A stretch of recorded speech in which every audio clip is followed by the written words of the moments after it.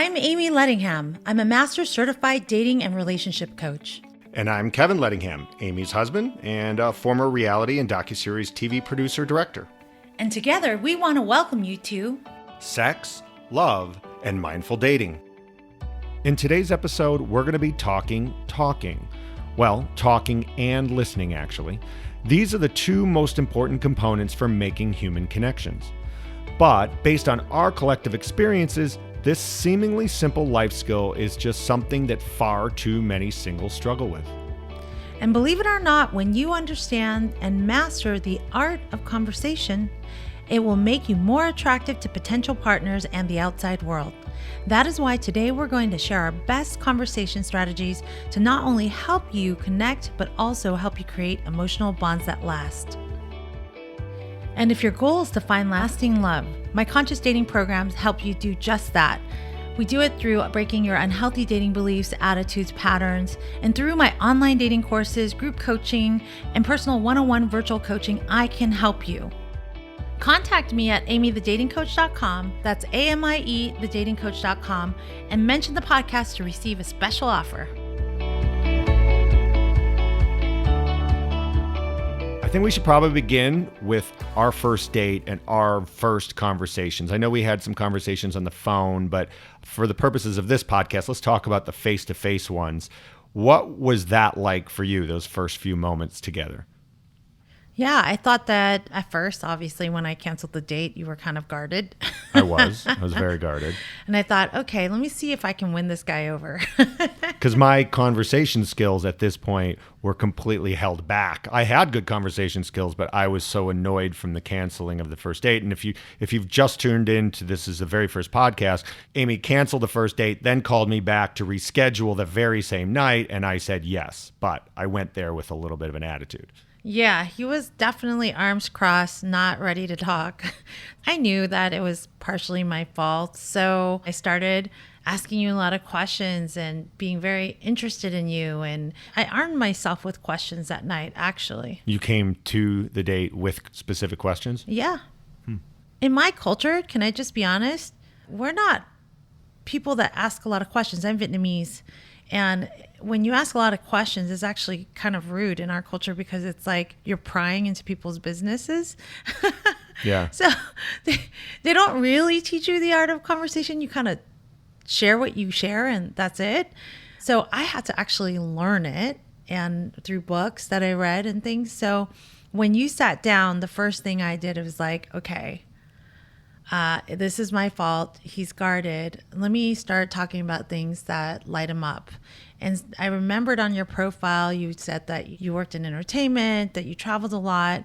So that I knew in the back of my head, let's talk about travel because I have a feeling he enjoys it. That's why he does this for work. Yeah, that was true. I came armed with one question, which was, why the hell did you cancel this date? Well, I remember when we did talk about traveling, that was something we were able to bond with.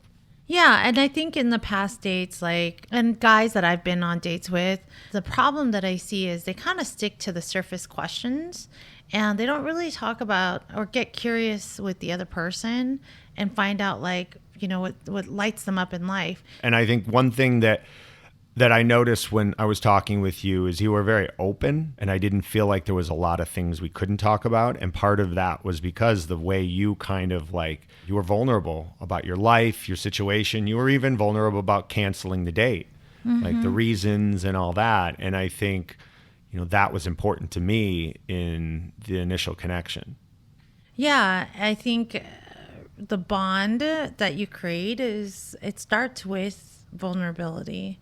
And yeah, even though I was intentional with my questions, I also shared a lot of the things that mattered to me. I got kicked out when I was 19 years old and I was on my own. I put myself through college. Yeah, I remember you telling me that. That was super interesting to hear on a first date was those stories. And it's so funny because I used to be so ashamed of those kind of stories, but I realized those stories show your character. Yeah. And that's what people either respect or they don't. And it's okay. I'm not trying to get everyone to respect me. I'm trying to find people that connect with me when I'm my authentic self. Well, another thing that is super important is that I noticed as well is our conversation was fairly back and forth. I've always felt like conversations should be like tennis matches. Yep. That you should be watching the ball go back and forth and back and forth. And I think in my dating experiences, and you might be able to say this too, is far too many people get caught up in talking about themselves. Yeah. It's the biggest turnoff. I will tell you, like, not only have I experienced it, but I listen to my clients experience it. And it's so sad because somebody will have the best intentions, but they'll talk so much that they never ask the other person a question. And the other person feels like they're non-existent. Yeah. That they're just there to be a listener. And that's not fun for anyone. So that unconscious habit, can really be a massive turnoff. And, some people just walk out the date during the date. Yeah. Yeah. Or come up with a reason to leave or whatever to get out of there. I went on a date and the guy did exactly that. He just kept talking and talking and talking.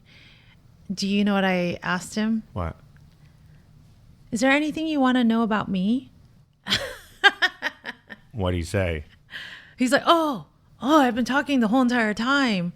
I mean, these are unconscious habits, And he's like, oh, yeah, tell me about your family, But it took me interrupting him and being like, yo, flag, you're talking too much. Yeah. And I've been on those dates as well where someone talks about themselves too long and it's just super unattractive. And look, let's be clear. I think there are different reasons people talk a lot. Sometimes people do it out of nerves. Sometimes people do it because they're narcissistic.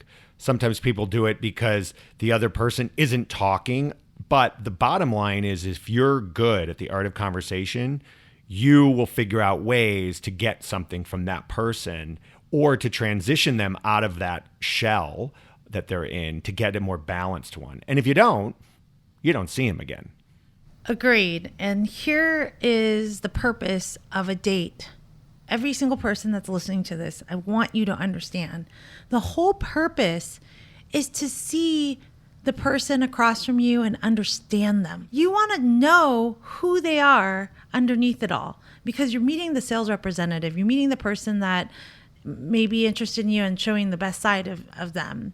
But your goal on a date is to be like, who are you underneath all this? And how does your values align with me? That's where the connection really happens.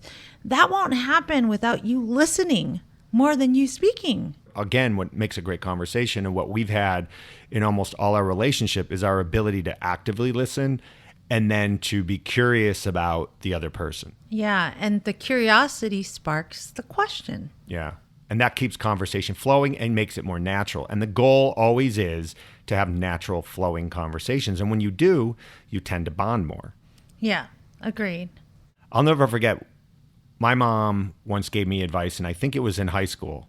She said, if you want to get people to like you, ask them questions about themselves because people love to talk about themselves. It's true. And I held on to that through my whole life. In fact, I'd go to job interviews and I'd end up asking people questions in the job interviews, almost like a date. I would treat job interviews like dates because I don't think that what we're discussing here is exclusive to dating. It is something that can work with friendships and Absolutely. family relationships and professional relationships. But I always think of that. So if I get caught up talking about myself too much, I go, ask a question. Mm-hmm. And that my mom did. I'd like to take a moment to talk to you about my free ebook, 5 Dating Traps to Avoid. It gives you tips to avoid all the traps that make your heart break. So go to amiethedatingcoach.com, and that's spelled AMIE, thedatingcoach.com. What are some of the big things you teach your clients about conversation? Well, the most important one is to ask open-ended questions. What are those? Well, let me share with you what a closed-ended question is, which I don't want you to ask, which are questions that end with the answer of a yes or a no. So it's like, do you like tennis? Yes. Yes. Okay. Do you like the color blue? Yes. That doesn't allow the conversation to continue. So open-ended questions are more like, What sports do you like? Tennis. Just kidding. And then you know what's interesting about that answer? Yeah. Well, tell me why you like tennis so much. Yeah. There are questions that allow that person to converse further rather than just say yes or no. Yeah. Open-ended questions show a person's character too. It's easier to lie with closed-ended questions. Like, do you want a relationship? Sure. What does your future relationship look like? That's different. That's going to be like, well, what I really want is blah, blah, blah, blah. So it's a much harder way to lie. Another thing that I see singles struggle with is like they don't know how to stay positive in a conversation. Yeah. They start talking about all the things they don't like or they don't want. And you can have like all of a sudden a date turn into a pity party between two people who complain about the world, about everything. And in today's atmosphere, I imagine this is a problem more than ever. Yes. Because there's so few good things going on. The job market's bad, political situation, the pandemic. I mean, there's a lot of complaining going around, but the goal would be, God, if you are someone who can have a positive spin right now, that will make you so attractive. Yeah, and that's what people gravitate to is positivity and happy people. And I'm not saying, to deny your feelings and emotions, but there's a time and place for everything. While you're in the beginning phases of dating, it's important to just keep it positive until you both feel more comfortable. Then you can start being more open about those challenges. Yeah. If you start off with all the negative conversation, you're going to likely turn off the person across from you. So positivity is important. And if the person across from you is super negative and you're positive, you're learning something. Yep. Because if you can't bring them to a positive space, then, well, this isn't a good person for you. You are positive. You want to be with positive people. So it's another weed out system. Absolutely. I agree 100%. Another tool for active listening that's really cool, I learned this actually in coaching, is that you paraphrase. So you listen to somebody and they tell you their story, they tell you their ideas, and then rather than respond with like what your thoughts are or what you want to reflect on, you actually paraphrase exactly what they said. So what I'm hearing you say is that blah, blah, blah, blah, blah, blah, blah. Is that mirroring? It's mirroring, yeah. Yeah. So if the person says, last week I watched this really cool show and it really brought me to tears because it reminded me of my mother. Yeah. So then I would respond with, oh, wow. So it brought you to tears, it reminded you of your mother. Oh. What happened? And why is this good? Tell me more. Because it makes the person that is speaking feel like you're hearing them and that you've heard. And it also clarifies to make sure you heard it correctly. There's a lot of studies on this art of conversation. One of them that I thought was really interesting was you're almost better off talking about things like abortion, about politics, about things that are really controversial than you are about, say, movies. People tend to bond over controversial stuff more than dull, everyday, mundane stuff. And I believe that because I hate small talk. I hate small talk too. Small talk drives me bonkers. But I think that's where being vulnerable is so important. So those conversations about money, debt, maybe a divorce, what did you learn from the divorce, right? Mm-hmm. We're not talking about complaining about, your ex, but really how did you grow from each one of these experiences? It helps people go, wow, this person's awesome. I'm learning so much about them. So there should be no shame around that. Yeah. And I think some of the older people that are listening grew up with don't talk about religion, don't talk about politics, don't talk about some of these controversial issues. And I think for the most part, that's gone out the window. Yep. It can just be, what are your thoughts on what's going on in politics now? It can be, and you don't have to stay on it either. You can just glance into their world and then step out and just kind of see where they are. Again, it's about listening to understand and not listening to respond, right? And I think if you're asking these questions, come in with the idea that you're not going to be like getting into an argument. It's more of a discussion and being like, okay, well, we don't agree in those beliefs, but that's fine. Yeah. I'm not trying to change you. You don't have to change me. We obviously aren't a good fit, The title of this podcast is about making yourself more attractive through conversation, and there are studies that have shown this. There's an interesting one on Plenty of Fish, the dating website, that basically found that Generation Z, which is right now the 20s and 30-somethings out there, really value conversation. So much so that 74% of all singles believe in good conversation over physical attraction. Wow. Meaning they basically are going, I would rather have a good conversation with you rather than you just being hot and boring. And Yeah. I think that is kind of happening all over. That's like mental stimulation 101. Do you find that your clients have trouble with the art of conversation? Absolutely. I do work with several gentlemen that have a really hard time. They're so into their heads that they have a hard time being present and asking right questions and connecting. And they're good-looking guys. Yeah. And it turns off the ladies. There is one more really interesting study, and it's about questions to ask, right? This was done at Northwestern University in Chicago. Yes. And this professor basically came up with 36 questions that they found would spark a real connection. And you use this. Yeah. They actually have an article in Psychology Today that they share these 36 questions. So I always send those out to my clients. Let's talk about a few of them.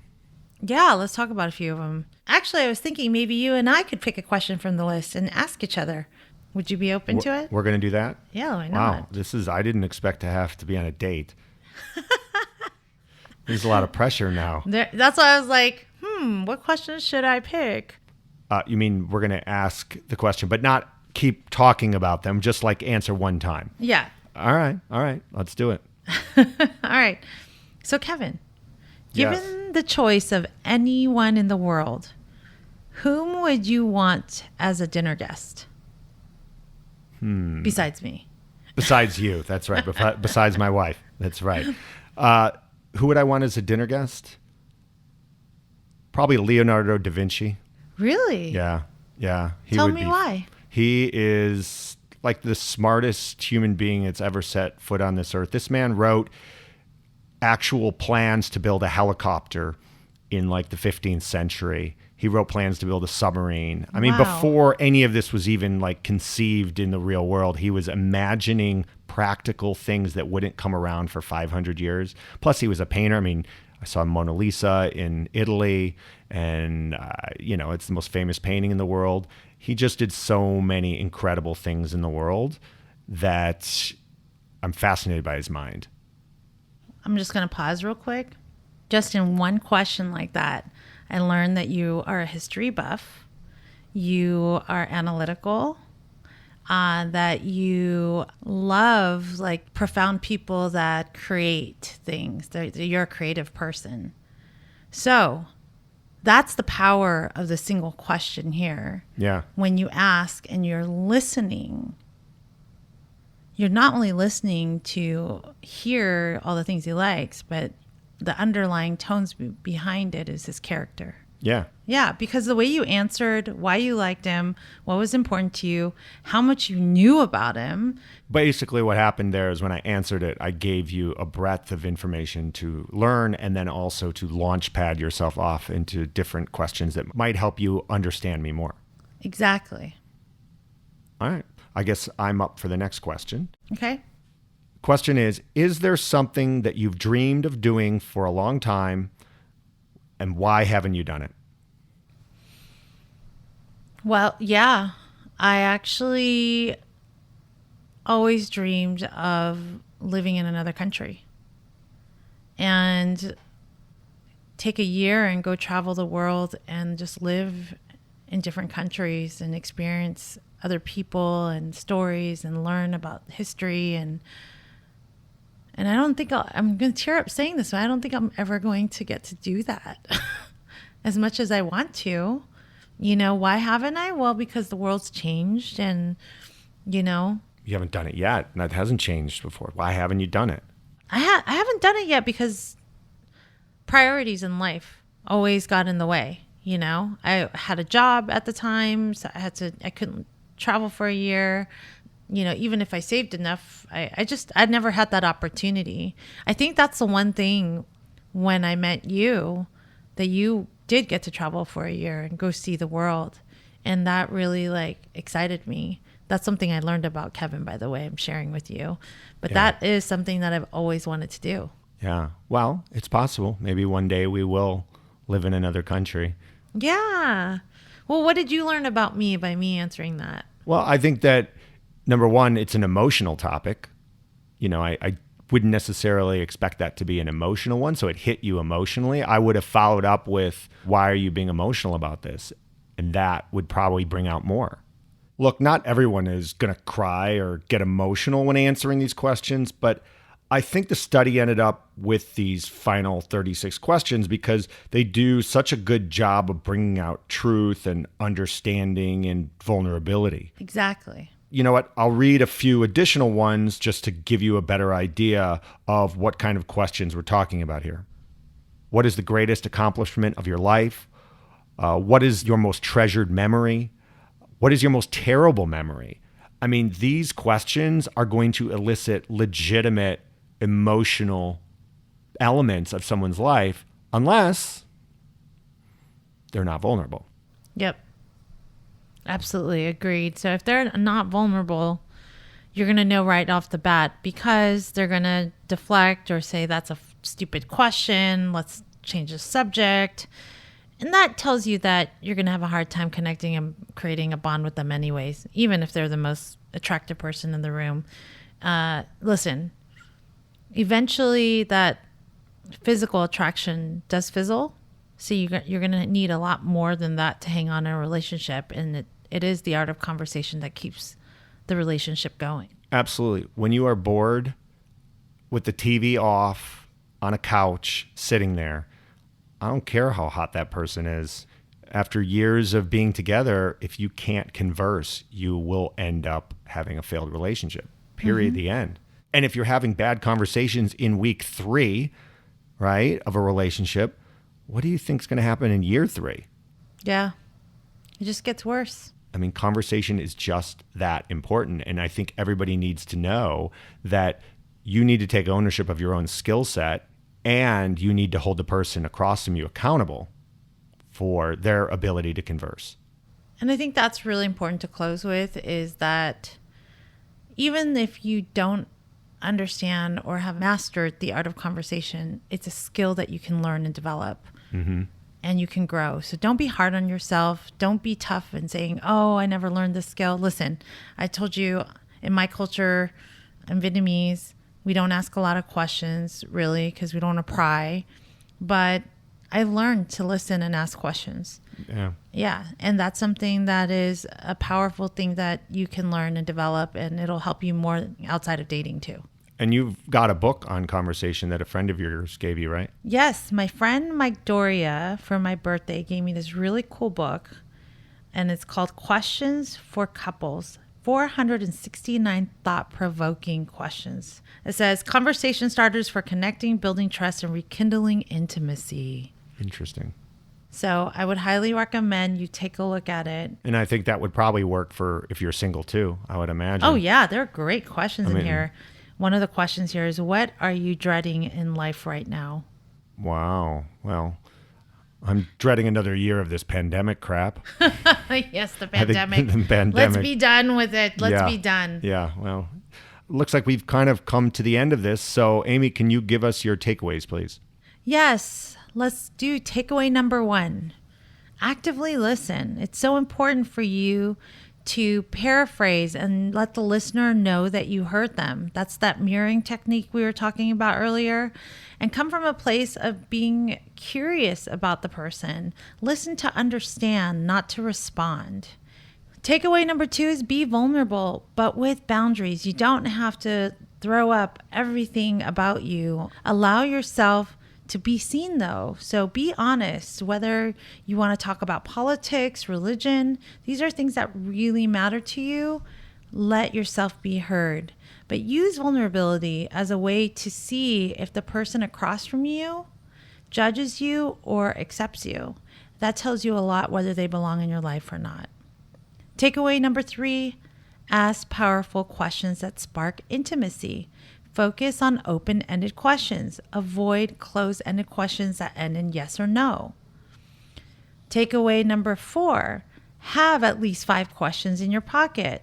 I always say preparation plus opportunity equals success. So having these questions will allow you to create a connection that is more meaningful than the small talk conversations. And lastly, be positive. Focus on talking about things that you're celebrating, what makes you passionate and happy in life. Believe it or not, your positivity creates more attractiveness. People want to be around happy people, and your conversation should show that. If you're struggling with online dating and you don't know where to start, I'm here to help you. The important thing here is that there are resources and tools, and I have a program called How to Conquer Online Dating.